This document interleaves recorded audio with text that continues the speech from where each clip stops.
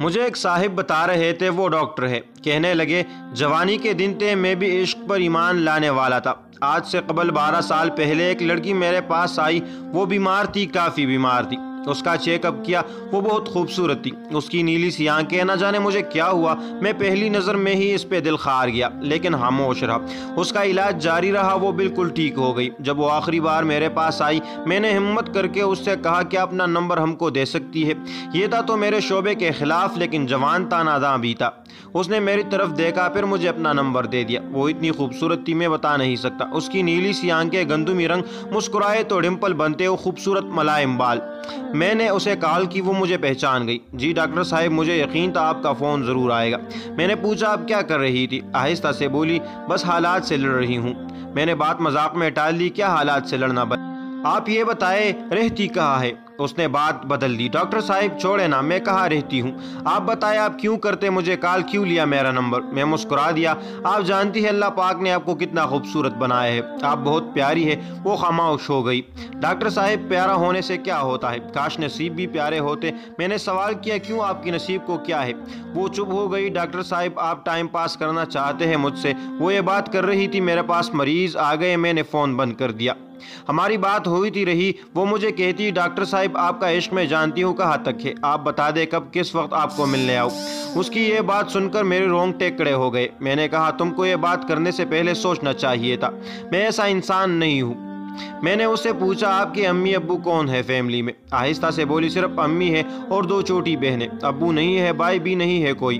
میں نے گھر کے اخراجات کا پوچھا، کیسے گھر کا نظام چلتا؟ وہ خاموش ہو گئی۔ عشاء کے نماز کا وقت ہو گیا تھا، کہنے لگی میں نے ہاں میں جواب دیا۔ وہ صرف دن میں بات کیا کرتی تھی، رات کو وہ مجھ سے بات نہیں کرتی تھی۔ میں نے بہت بار کہا تھا رات کو بات کیا کرو، لیکن کہہ دیتی میں رات کو جلدی سو جاتی ہوں، میں نہیں کر سکتی رات کو بات۔ خیر ہماری بات کا سلسلہ چلتا رہا۔ 1 سال گزر گیا، میں نے اس سے شادی کرنے کا ارادہ رکھا تھا۔ اس کے بہت عزت کرتا تھا میں، کیونکہ وہ 5 وقت کی نماز پڑھتی تھی، اور اس کو دیکھ کر میں بھی 5 وقت نماز پڑھنے لگا تھا۔ میں اس پہ حق جتایا کرتا تھا، اس کے ساتھ مجھے اپنے پن کا احساس ہونے لگا تھا۔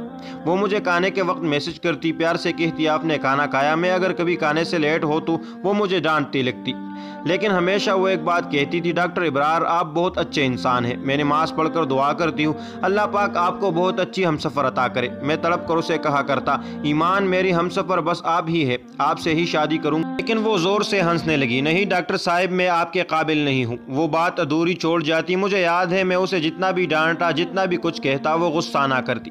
میرے ڈانٹ، میرا غصہ، میرا سہل لہجہ برداشت کر لیتی۔ ایک بار اس نے میرا فون نہ اٹھایا، میں نے اسے بہت ڈانٹا، وہ میری ڈانٹ سنتی رہی، پھر آہستہ سے بولی، ڈاکٹر صاحب میں قربان آپ پہ، جتنا چاہے غصہ کر لے، آپ کے قدموں سے لپٹ جاؤں گی۔ میں اس کی اس محبت پہ مر مٹ جاتا تھا۔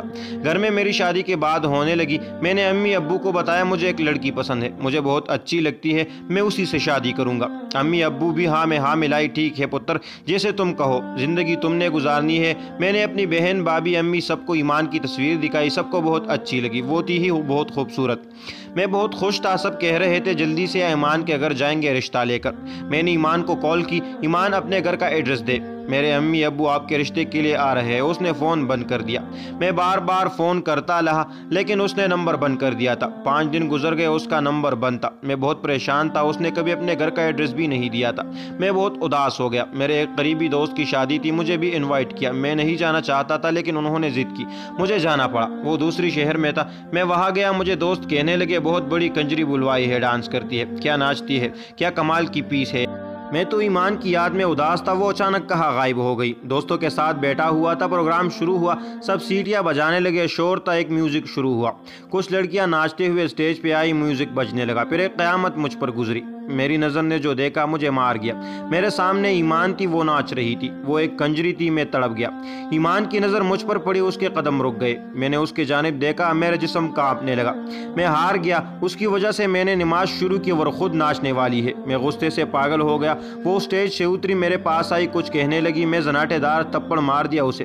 وہ کچھ کہتی، میں نے ایک اور تھپڑ مار دیا، اس کی نظر جھک گئی، میں نے اسے دھکا دیا۔ سب ہماری طرف دیکھ رہے تھے، سب حیران تھے یہ کیا ہوا ہے۔ ایمان وہی بیٹھ گئی، باہوں میں سر رکھ کر رونے لگی۔ میں اگنور کر کے چلا گیا، گھر گیا، بہت پریشان تھا، نفرت سی ہو گئی تھی ایمان سے، اس پہ غصہ تھا۔ شادی رات تڑپتا رہا، دوست حیران تھے، کیا ہوا؟ میں 2 دن ڈیوٹی پہ نہ گیا، پھر جب ہسپتال گیا میں مریض چیک کر رہا تھا، ایک لڑکی میرے پاس آئی، ڈاکٹر صاحب آپ سے بات کرنی۔ میں نے ہاں میں سر ہلایا، ڈاکٹر صاحب ایمان۔ میں نے ایمان کا نام سنا، چلانے لگا اس کا نام نہ لو۔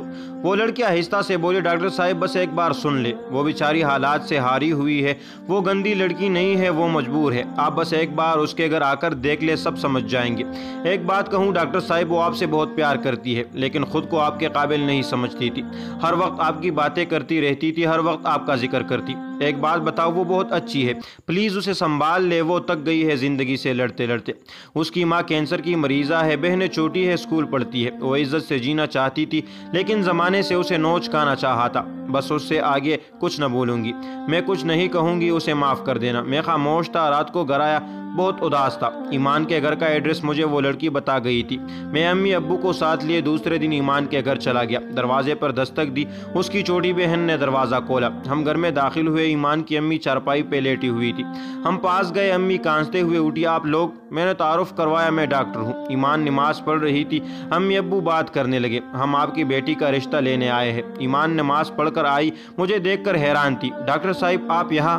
میں ہلکا سا مسکرایا، میں نے کسی کو کچھ نہ بتایا تھا ایمان کیا کرتی ہے، ایمان نے مجھے بہت منع کیا، ابرار میں اچھی لڑکی نہیں ہوں۔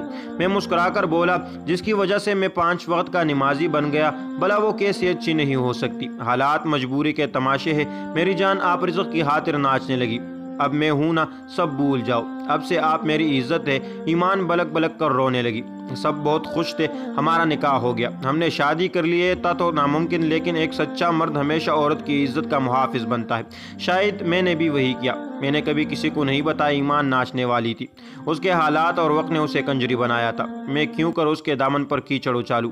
ایمان میرے سینے لگ کر رونے لگی، ابرار آپ جیسے فرشتے بھی ہوتے ہیں دنیا میں، بھلا مرد تو عزت نوچتے ہیں، آپ تو میری عزت کے محافظ بن گئے۔ مرد اتنا خوبصورت بھی ہو سکتا ہے، میں نے ماتھے پہ بوسہ کیا، مرد وہ نہیں جو کسی باپردہ باحیا شہزادی کو کنجری بنا ڈالے، بلکہ مرد وہ ہے جو کسی کنجری کو بھی باحیا اور باپردہ بنائے۔